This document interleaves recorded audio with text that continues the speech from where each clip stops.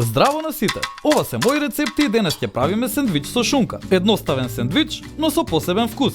Да, изгледа едноставно, но тајната е во состојките. Дозволете ми да ви ги открием.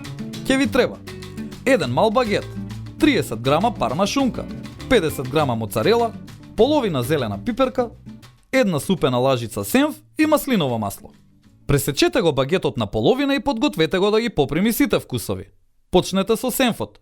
Можете да користите сенф по ваш избор. Следна е парма шунката. Ако сакате посебен вкус, немојте да штедите.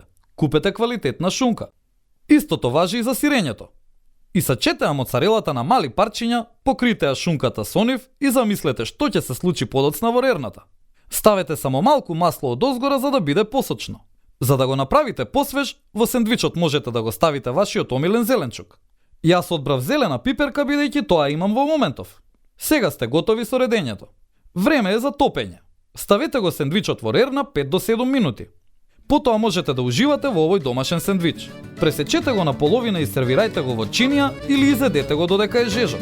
И не заборавај, на сите ни е потребна идеја во кујната. Затоа биди вистински пријатели, сподели!